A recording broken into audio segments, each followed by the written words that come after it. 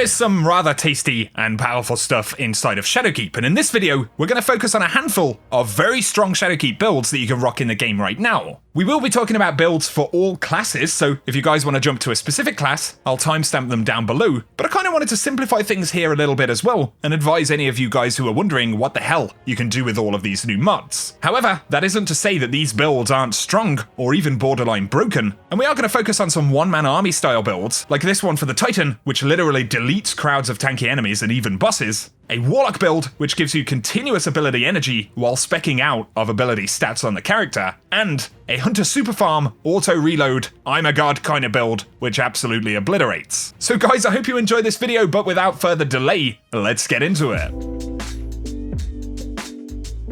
Gotta say a massive thanks to my clanmate Duddits, who helped me set up a lot of these builds. We are using new artifact mods, and of course, that requires time to unlock, but also to actually reset, so Duddits helped me get access to a good few things that we're seeing in this video, but also thanks to my pal Jbot, who set up his Hunter for the build that we're using right here as well. So first up, let's talk about a pretty nasty Titan build that you can rock in the game right now. This isn't the Peregrine Greaves build, although it does share a lot of elements, but this time it's focused more around Wormgod's Caress. And so in this build, you can see, we're one-shot meleeing our way through a whole bunch of enemies. We're also getting health regen on all of those melee kills. We're actually able to stack this melee damage up to 5 times, and then ultimately use a 1-2 punch shotgun to deliver one of the highest damage melees that you'll see in the entire game. So how does this actually work? Well, of course, Wormgod Caress does come with the perk Burning Fists, where melee kills increase melee damage, and this will stack up to 5 times. Alongside this, you want to use Thundercoil, the artifact mod that gives you increased arc melee damage and super energy on executions. Of course, that melee damage is going to stack up with Wormgod's Caress, and for this build, it's also worth running Ballistic Combo, which gives you melee energy on kills with anti-barrier weapons, and then Unstoppable Melee, which gives you stagger against Overload champions, but also any unshielded enemy with arc melees. You'll want to combine those exotic gauntlets with those particular mods, and then rock Bottom Tree Striker, which is totally the most potent way to use this build in particular because it comes with Frontal Assault, and this reloads your weapons and increases their damage on charged melee kills. Then of course you get the ridiculously long Bottom Tree Striker super, but Knockout is a very important perk in the subclass because when you break an enemy's shield or critically wound them, it's going to increase your melee range and damage, and that's also stacking with Wormgod Caress and Thundercoil. But equally on Bottom Tree, the reversal perk will start health regen on every single kill that you make. And so essentially you've got massive amounts of melee damage stacking up via Wormgod's Caress. Thundercoil is also increasing that damage, but then that Bottom Tree subclass is increasing the damage again,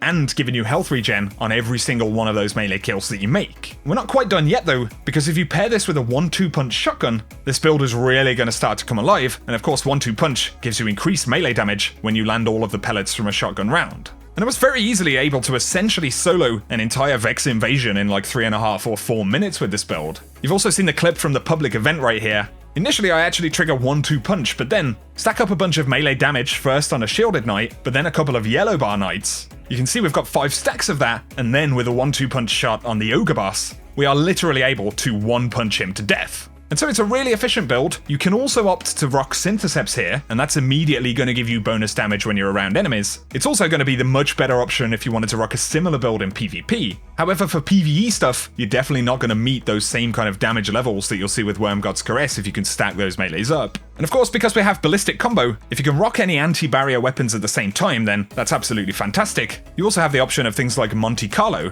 but that 1-2 punch shotgun paired with everything else that we're seeing in this build is absolutely brutal. So there's a pretty nasty Titan build, and you can also make a similar build for Warlocks using Winter's Guile and then Thundercoil to do basically the same thing, but it is quite a bit less reliable because you'll need a charged melee to get similar damage. However, there is a pretty nasty old-school Warlock build, which is coming back alive better than ever. So there's a Void Warlock Devour build, which absolutely shouldn't be ignored right now. It pretty much lets you charge a grenade in 3 or 4 kills, while being healed by every single kill you make, and also grants you so much ability energy in general, that you could actually spec out of things like Intellect more or less completely if you wanted to, and you'd still do very well. So we are rocking Bottom Tree Voidwalker. We'll be triggering Devour by making melee kills, and consuming grenades. Kills in Devour, of course, will heal us, as well as refilling the Devour timer and recharging our grenades. Now this build in general has always kind of been a thing, but if you throw Breach Refractor in, this is the mod that grants grenade energy on final blows with shield piercing weapons. And we're going to be using Nezarec Sin as well, where Void kills increase ability recharge rate. And so combined with Breach Refractor, of course, you're going to want to rock Void weapons that you can also put Shield Piercing on as well. And so Recluse is an absolutely fantastic option, partly because it's one of the strongest weapons in the game as well. And with Nezarec Sin allowing Void kills to increase ability recharge rate, it'll actually add on top of your character stats like Intellect. So high Intellect will get you the fastest supers, but with Abyssal Extractors active, it pretty much grants considerably more ability energy than even a top intellect stat would on the character, so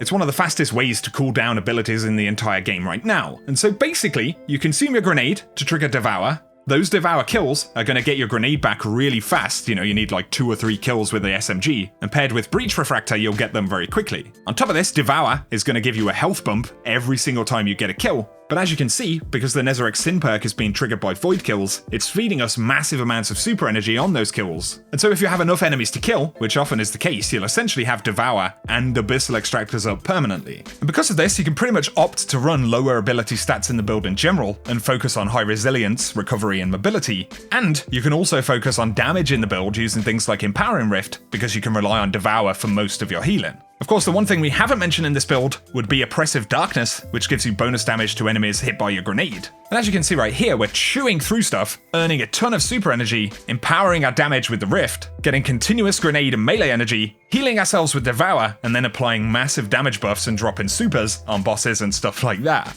And of course you can use this build in a team, but again, one of the really nice things here is just how strong this build can be solo. And so while the essentials of the Devour build have kind of always been a thing in D2, it's safe to say that currently with these mods equipped, that build or variations of that build just got a massive buff. Definitely don't sleep on it.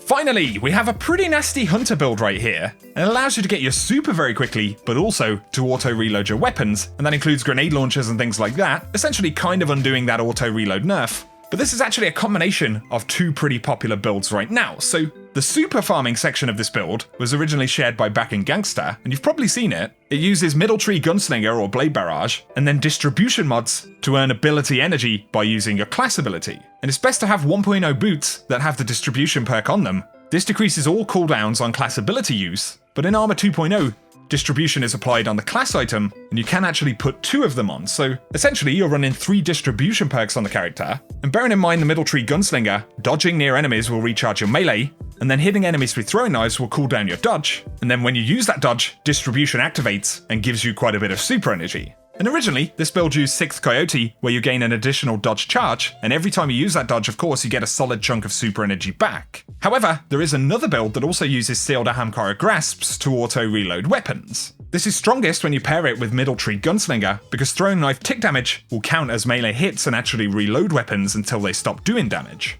And so essentially, if you rock this build with Sealed Ahamkara Grasps, you can throw your knives at a boss to trigger auto-reload, and while those knives are ticking, you can dump a load of Mountaintop or any other grenade launcher rounds, rockets, whatever weapon you really want. But also while those knives are ticking, they'll grant your dodge back, and when you dodge, you'll get your knives back, which means you can continue to use auto-reload. But as we just mentioned, because of the distribution mod you've got equipped, every time you use that dodge, you're earning super energy like crazy, throwing grenades, throwing knives, absolutely spamming your heavy weapons, and generally being a bit of a bad man, right? And it's worth saying that auto-reload for nade launchers is really strong because they do good damage, and they haven't actually been nerfed, right? The real nerf came with auto-reload itself, and so the best way to actually use this auto-reload capability would be to pop off a load of heavy rounds first, then throw your knives to proc auto-reload, dump rounds until it runs out, and simply repeat the process. Personally, I've found that combining this with the distribution mods is certainly worth it because on a solar class, we are missing some of the utility of the new artifact mods we've seen in Season 8. So a combination of what you can do with that class ability, but also auto-reload, definitely makes for a really fun one-man army kind of feeling build in general. I should mention though, on the subject of Hunter, that you can still rock the 1-2 punch Liar's Handshake build. Of course, they did see some adjustments, but if you run Liar's Handshake with a 1-2 punch shotgun,